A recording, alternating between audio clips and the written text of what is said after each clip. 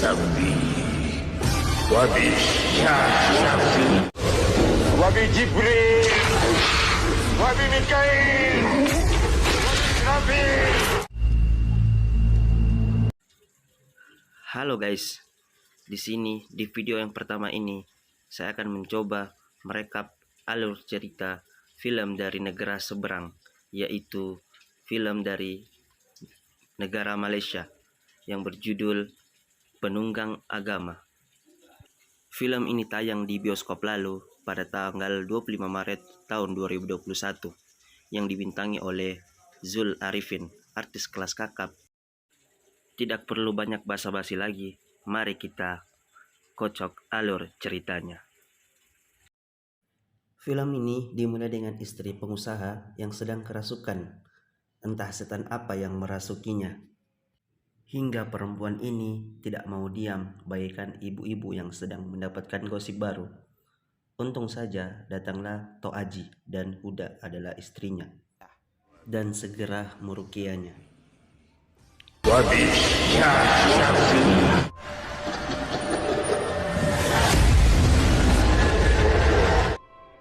Setelah ayat Al-Quran dibacakan, istri pengusaha pun itu dapat ditenangkan. Dan Tok Aji mengatakan, insya Allah dia akan selamat.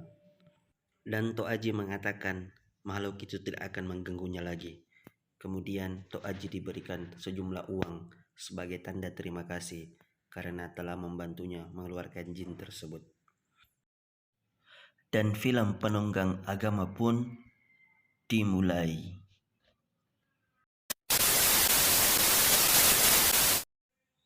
Scene berpindah kepada seorang pria yang bernama Amir. Ia adalah lulusan Al-Azhar Kairo. Namun setelah lulus dari sana, Amir memilih bekerja di bidang kepolisian. Amir memiliki seorang istri yang bernama Anna. Anna adalah guru mengaji yang mengajarkan anak-anak yang seumuran dengan anaknya, yaitu Sarah. Amir masih memiliki seorang ayah, yaitu Datuk Habsyam. Ibunya telah lama meninggal, sehingga ayahnya menikah lagi dengan seorang wanita yang bernama Maria. Saat itu, Maria menawarkan Amir sepotong kue dari toko kue temannya yang baru buka hari itu. Akan tetapi Amir menolaknya, katanya ia ingin mandi. Terlihat di wajah Maria ia sangat kecewa, padahal hanya ingin dekat dengan anak tirinya itu. Di malam hari, Maria terbangun. Ia mendengar suara ketukan di balik pintu. Saat Maria membuka pintu, ketika itu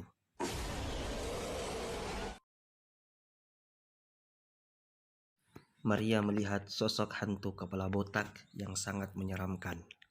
Amir dan Anna pun segera menghampiri dan melihat Maria sudah dalam ekspresi ketakutan dengan tatapan mata yang kosong.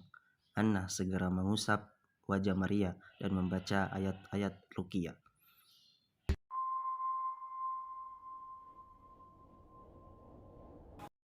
Esoknya, Datuk Habsyam dan Maria bertemu dengan teman-teman penguasanya di sebuah kafe yang megah. Datuk bercerita bahwa semalam istrinya mendapat gangguan. Mendengar hal itu, teman-temannya merekomendasikan Maria agar diobati dengan Tok Aji. Tok Aji adalah ahli ruqyah yang sudah membantu banyak orang. Mungkin Tok Aji dapat membantu Maria. Sementara itu, ketika Sarah pulang dari sekolah, ia melihat ibunya sedang berdiri di halaman belakang rumah. Seketika itu ibunya masuk di gudang, kemudian Sarah mengikutinya.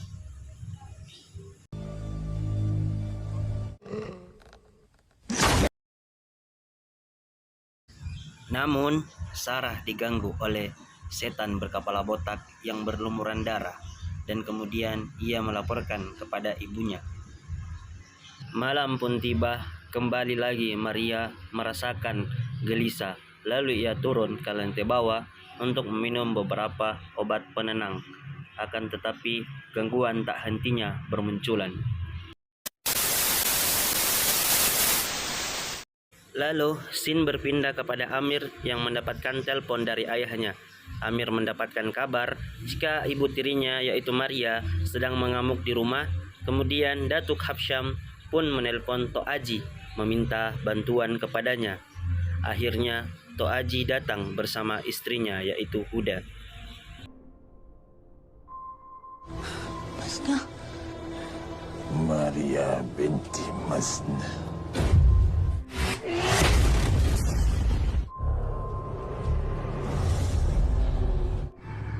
Apa yang kau nak? Kekayaan dia. Tok Aji mengatakan ada yang sedang mengganggu. Kemudian ia membacakan sesuatu.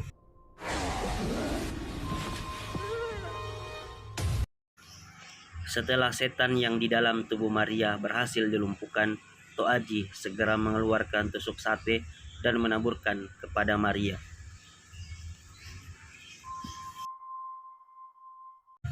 Seketika itu Amir datang dan melihat semua kejadian itu. Kemudian Tok Aji pamit. doa agar hati sejahtera, ya. InsyaAllah. Kemudian Datuk Habsyam memberikan sejumlah uang sebagai tanda terima kasih karena telah membantu. Esoknya, ketika Amir searching di internet mengenai Tok Aji, sang ahli ruqyah, seketika itu temannya Hafiz datang dan mengatakan Tok Aji sedang viral. Banyak pengusaha kaya yang ia bantu. Amir mengatakan semalam Tok Aji datang ke rumahnya untuk mengobati mak tirinya. Ia rasa itu Tok Aji penipu, sebab cara ia meruqyah tidak seperti biasanya. Hafiz pun menjawab, Amir tidak boleh berprasangka seperti itu. Tok Aji adalah ustadz, dia tidak mungkinlah orang jahat. Amir menepisnya, zaman sekarang banyak penjahat yang memakai kopiah, jubah, mengaku sebagai ustaz. Siangnya Amir pun pulang ke rumah. Ia melihat Tok Aji sudah ada di depan rumahnya dan ia menyirami air. Anna menjawab, Tok Aji sedang memagari rumah ini. Ternyata sampai saat ini Maria masih ketakutan juga. Maka dari itu Tok Aji memagari rumah ini agar roh jahat tak bisa memasuki rumahnya. Lalu Tok Aji memberikan sebotol air dan menyuruh Maria meminumnya setiap pagi.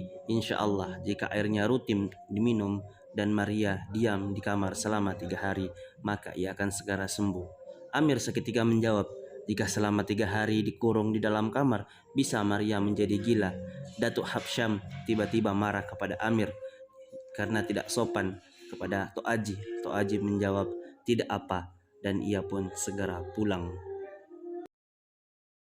Malamnya, Anna ingin mengatakan sesuatu kepada Amir. Ia ragu jika Tok Aji itu bukan ustadz. Sungguh dia adalah dukun. Dulu almarhum ayahnya seorang ahli ruqyah di kampung dan cara-cara ayahnya meruqyah sangatlah berbeda dengan cara-cara Tok Aji.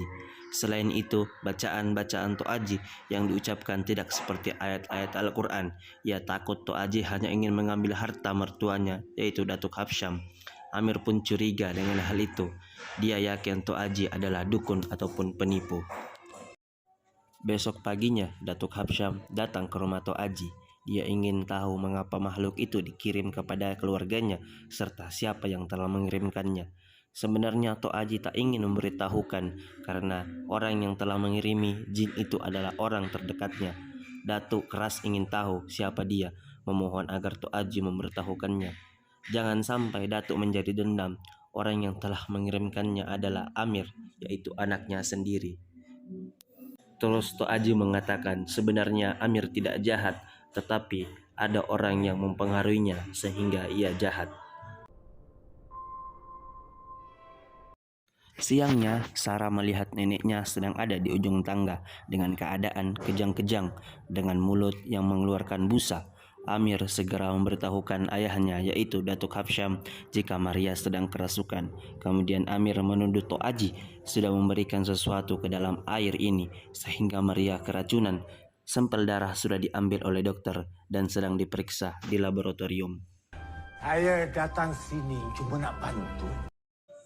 Tok Aji pun marah. Dia bilang Amir telah memfitnahnya. Dia pun tidak takut jika ingin dilaporkan ke polisi karena memang ia tidak bersalah. Niatnya hanyalah ingin membantu saja. Tapi Tok Aji sudah muak sehingga ia tidak bisa menolong Datuk Habsyam lagi. Datuk pun marah. Dia bilang Amir kurang ajar kepada Tok Aji. Tok Aji itu sedang membantu keluarga kita. Sekarang ia sudah pergi. Amir mengatakan, Tok Haji itu penipu, dia bukan ustadz. Namun Datuk pun semakin marah, jelas-jelas Tok Haji adalah ustadz. Datuk pun mengatakan Amir adalah anak yang tak tahu diuntung. Kemudian mengatakan menyesal telah menyekolahkan di luar negeri.